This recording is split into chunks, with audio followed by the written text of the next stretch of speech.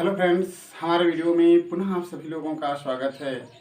दोस्तों, आज मैं अपनी वीडियो में आप लोगों को दो चर वाले रैखिक समीकरणों के आलेखीय निरूपण की बात को लेकर के समझाऊंगा कि दो चर वाले जो हमारे रैखिक समीकरण होते हैं, उन दोनों रैखिक समीकरणों का जब हम आलेख खींचते हैं तो हमें किस तरह का आलेख प्राप्त होता है। तो दोस्तों, आज की हमारी टॉपिक है दो चरों वाले रैखिक समीकरणों का आलेखीय निरूपण। दोस्तों, यह जो हमारी टॉपिक है, इस टॉपिक के अंतर्गत मैं आपको ये बताऊंगा कि जब हमें दो चर वाले दो रैखिक समीकरण दिए होते हैं और हमसे ये पूछा जाता है कि अगर आप इन दोनों रैखिक समीकरणों के युग्म के लिए जब आप ग्राफ खींचेंगे, जब इनका आलेखीय निरूपण करेंगे तो कौन सी स्थिति आपके सामने आएगी। दोस्तों, जब भी हम दो चर वाले रैखिक समीकरण के युग्म का आलेख का निरूपण करते हैं तो हमारे सामने तीन ठो स्थितियां आती हैं। दोस्तों, तो सबसे पहले हम लिखते हैं दो चर वाले रैखिक समीकरण युग्म। दोस्तों, अगर हम मान लेते हैं कि हमारा a1x plus b1y plus c1 equal to 0 और a2x plus b2y plus c2 equal to 0, ये हमारे दो चर वाले रैखिक समीकरणों का अगर युग्म है और इन दोनों समीकरणों के लिए अगर आप आलेख खींचते हैं तो आपके सामने तीन स्थितियां आती हैं। इसके लिए तीन स्थितियां, यानी आलेख के लिए तीन स्थितियां संभव होती हैं।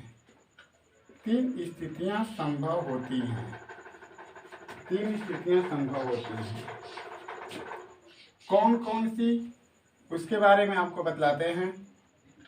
अगर यह समीकरण हमारा जो है पहला a1x plus b1y plus c1 equal to 0 और a2x plus b2y plus c2 equal to 0, ये अगर दो चर वाले रैखिक समीकरण का अगर युग्म है तो इस कंडीशन में अगर इन दोनों समीकरणों का अगर आप आलेख खींचते हैं तो कंडीशन नंबर 1 आती है कि जब हम इन दोनों समीकरणों के लिए जब आलेख खींचेंगे तो उस आलेख में हमें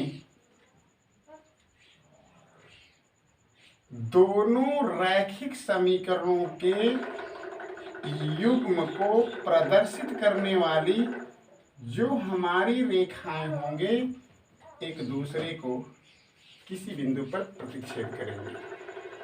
कंडीशन नंबर 1 ये होगा। कंडीशन नंबर 2 आपका होगा कि जब हम उन दोनों समीकरणों के लिए आलेख खींचते हैं, यानी उन दोनों समीकरण युग्मों के लिए जब हम आलेख की चर्चा करते हैं, जब हम उस चीज को ग्राफ पर दर्शाते हैं तो हमारे सामने एक स्थिति ऐसी मिलती है, एक स्थिति हमको इस तरह की मिलती है। और तीसरी स्थिति दोस्तों हमें मिलती है कि ये जो रेखाएं होती हैं उन समीकरणों के लिए जब हम आलेख खींचते हैं तो वो दोनों समीकरणों के जो रेखाएं होती हैं वह एक दूसरे पर समपाती नजर आती हैं। यानी ये तीन ठो स्थितियां हैं। यानी कंडीशन नंबर 1, रेखाएं प्रतिच्छेद करती हैं। कंडीशन नंबर 1, यानी ये जो दो चर वाले रैखिक समीकरण का युग्म दिया है, इस समीकरण 1 के लिए रेखा और इस समीकरण 2 के लिए अगर रेखा खींचते हैं हम, तो ये दोनों रेखाएं हो सकता है कि एक दूसरे को किसी बिंदु पर प्रतिच्छेद करें। इन दोनों रैखिक समीकरणों के युग्म के लिए दूसरा कंडीशन दोस्तों ये होगा, यानी यह जो हमारा समीकरण, यह जो हमारा स्थिति है, इस स्थिति में हमें इन दोनों समीकरण के रेखाओं के लिए, यानी रेखाएं जब हम खींचते हैं तो दोनों समीकरण के रेखाएं जो होती हैं परस्पर समांतर नजर आती हैं। यानी ये कंडीशन होता है दूसरा कि रेखाएं समांतर प्राप्त होती हैं, रेखाएं समांतर प्राप्त होती हैं। ये कंडीशन नंबर दूसरा होता है और ये कंडीशन नंबर पहला है आपका। और तीसरा कंडीशन होता है रेखाएं समपाती होती हैं, रेखाएं समपाती होती हैं। ये रहा दोस्तों कि जब हम दो चर वाले रैखिक समीकरण युग्म का अगर आलेख खींचते हैं तो इस स्थिति में हमारे सामने यही 3 ठो स्थितियां संभव होती हैं। ठीक है, इस चीज को मैं पुनः आपको विस्तार से समझा रहा हूं। ये तो आपको हमने केवल कंडीशन बताया, अब पुनः इस चीज को हम आपको और विस्तार से डीपली बताते हैं ताकि आपको समझ में आए बात और अच्छी तरीके से। दोस्तों मैंने बताया कि अगर ध्यान से देखिए, अब यहां से फिर से हम आपको इसको डीपली एक एक पार्ट को लेकर के चल रहे हैं। लिखते हैं कि यदि a1x plus b1y plus c1 बराबर 0 तथा a2x plus b2y plus c2 is equal to 0 हो तो आलेख खींचने पर, आलेख खींचने पर निम्न स्थितियां प्राप्त होंगी, निम्न स्थितियां प्राप्त होंगी। तो इस चीज को दोस्तों आपको अलग अलग से बतलाते हैं हम। स्थिति नंबर 1, ये जो आपके दो चरों वाला ये जो रैखिक समीकरण दिया गया है, अगर इन दोनों रैखिक समीकरणों में आए हुए a1 और a2 का मान, इन दोनों समीकरणों में आए हुए b1 और b2 के मान के बराबर अगर नहीं होता है, यानी a1 upon a2 is equal to not b1 upon b2, तो समीकरण की रेखाएं, समीकरण की या समीकरणों की रेखाएं एक दूसरे को एक बिंदु पर प्रतिच्छेद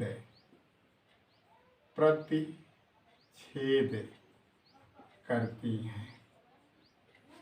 ये कंडीशन नंबर 1 हुआ। तो ये दोस्तों आपकी शर्त है, वेटिंग है कि अगर ये दोनों समीकरण दो समीकरण अगर आपको दिए होंगे तो अगर a1 अपान a2 का मान और b1 अपान b2 का मान ये आपस में अगर इक्वल नहीं दिख रहे हैं, तो अगर समीकरणों के लिए अगर आप रेखाएं खींचते हैं तो दोनों समीकरणों की रेखाएं एक दूसरे को क्या करेंगी, प्रतिच्छेद करेंगी। अतः निकाय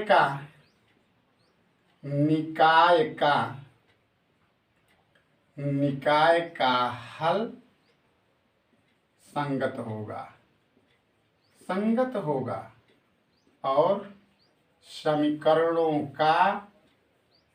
समीकरणों का एक अद्वितीय हल होगा। एक अद्वितीय हल होगा। ये कंडीशन नंबर 1 होती है दोस्तों।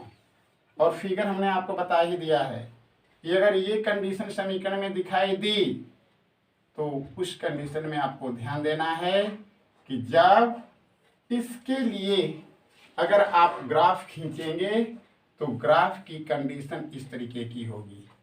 दोस्तों अगर हम ये मान लेते हैं कि ये हमारा x अक्ष, यह y है, यह x डैश अक्ष है और यह y डैश अक्ष है। हमने समीकरण अगर मानकर चलते हैं कि यह जो हमारा समीकरण जो है a1x प्लस b1y अब प्लस c1 बराबर 0 को रेखा AB तथा a2x प्लस b2y अब प्लस c2 बराबर 0 को रेखा CD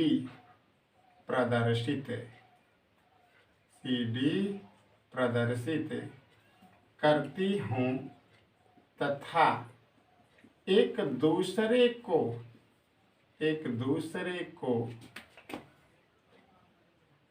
ओ बिंदु पर या कुछ भी दे सकते हैं, ई बिंदु पर प्रतिच्छेद करती हूँ। ये कंडीशन इसके लिए होगा दोस्तों। जैसे ये हमारा समीकरण नंबर 1 था, मानकर चलिए कि आपने उसके लिए एक समीकरण खींचा, अरे रेखा खींचा, तो ये जो हमारी रेखा है AB, यह समीकरण a1x प्लस b1y अब प्लस c1 बराबर 0 को क्या कर रही है? प्रदर्शित करती है। और एक दूसरी रेखा आपने खींचा इस तरह की, इसका नाम आपने दिया C और D, CD। यह जो रेखा है a2x प्लस b2y अब प्लस c2 बराबर 0 को प्रदर्शित करती है। और ये दोनों रेखाएं जो हैं एक दूसरे को मानकर चलिए ई बिंदु पर काटती हैं, तो कन्फर्म है कि इस बिंदु का कोई न कोई निर्देशांक होगा। तो अर्थात यह बिंदु जो ई है, बोला गया है कि बिंदु ए पर प्रतिच्छेद करती हैं, अतः ई का निर्देशांक यदि x तथा y हो तो यही जो आपका xy होगा वह समीकरण इन दोनों समीकरणों का एक हल होगा। फिर से देखिए दोस्तों, अगर आपको दो समीकरण दिए गए हों, दो चर वाले समीकरण का युग्म पता हो, और अगर उसके द्वारा अगर आप आलेख खींचते हैं तो आपके सामने तीन कंडीशन आएंगी। कंडीशन नंबर 1 यह था कि अगर दोनों समीकरणों के लिए अगर हम रेखा खींचते हैं तो वे रेखाएं जो होती हैं एक दूसरे को कहीं न कहीं पर काटेंगी, और जब काटती हैं तो कन्फर्म है कि उस रैखिक समीकरण युग्म का एक अद्वितीय हल होगा। और वह हल क्या होगा? जहां पर वे दोनों समीकरणों की को प्रदर्शित करने वाले रेखाएं काटती हैं, उस बिंदु का जो निर्देशांक होगा वही इस समीकरण का हल होगा। तो इस बात को ध्यान देना है। अगर यह ई का निर्देशांक अगर x और y आता है तो यही जो x y का वैल्यू होगा वह उस समीकरणों का हल होगा। ये था दोस्तों कंडीशन नंबर 1।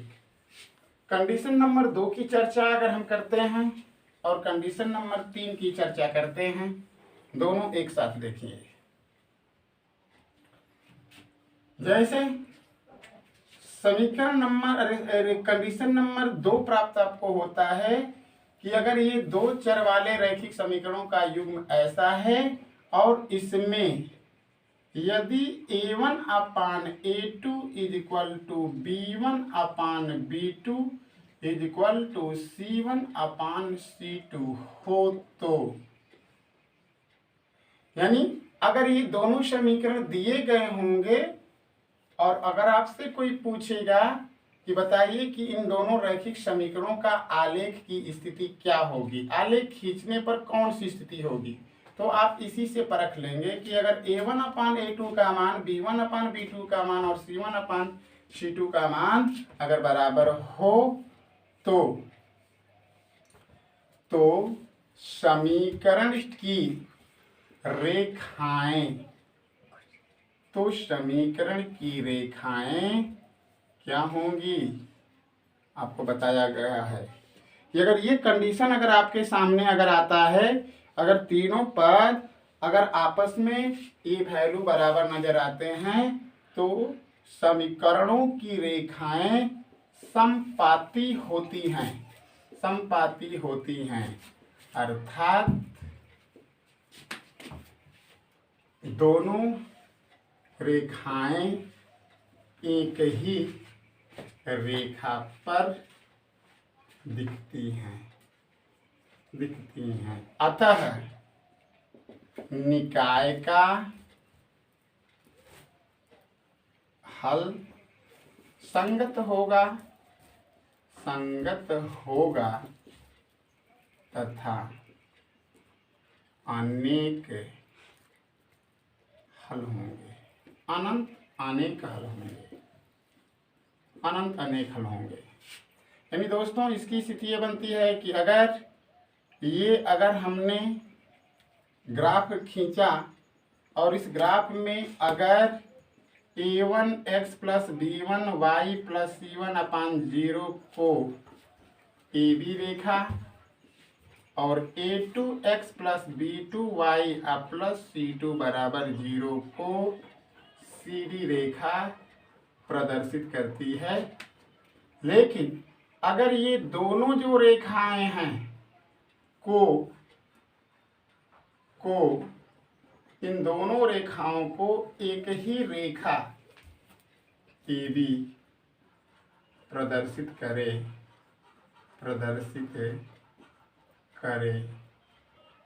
या प्रदर्शित करती है।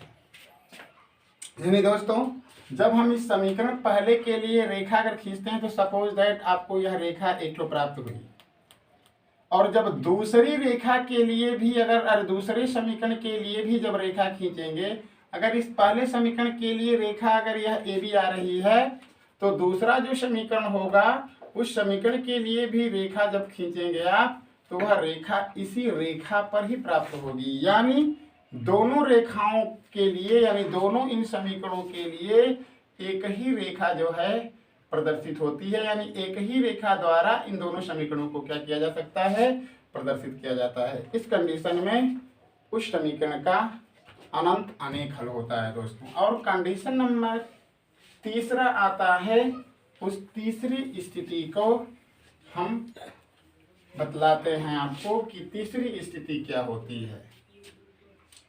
स्थिति नंबर तीसरी होती है दोस्तों कि यदि समीकरणों में a1 अपान a2 का मान b1 अपान b2 के मान के बराबर है, लेकिन इन दोनों का मान c1 अपान c2 के बराबर न हो, तो समीकरणों की रेखाएं समांतर होती हैं। अतः निकाय का हल असंगत होता है। अतः समीकरणों का कोई हल प्राप्त नहीं होगा। यानी इस स्थिति में जब आप ग्राफ खींचते हैं तो a1x plus b1y plus c1 बराबर 0 को अगर AB रेखा प्रदर्शित करती है, AB रेखा प्रदर्शित करे, और a2x plus b2y plus c2 बराबर 0 को CD रेखा प्रदर्शित करे तो ये आपके अक्ष हैं, यह x अक्ष, y अक्ष, x डैश अक्ष, y डैश अक्ष। अगर पहली रेखा को मानकर चलिए, पहला जो हमारा समीकरण है वह हमारा a1x plus b1y plus c1 बराबर 0 है। और ये दूसरी रेखा जो है वह a2x plus b2y plus c2 बराबर 0 है। तो अगर ये दोनों रेखाएं अगर समांतर दिख रही हैं तो इस समीकरण का कोई हल प्राप्त नहीं होगा। इस तरीके से दोस्तों मैंने आप लोगों को दो चर वाले रैखिक समीकरणों के युग्म के आलेखीय निरूपण की स्थितियों के बारे में बताया। धन्यवाद दोस्तों। पुनः मैं अपने अगले वीडियो के साथ पुनः आपके सामने प्रस्तुत होऊंगा। धन्यवाद।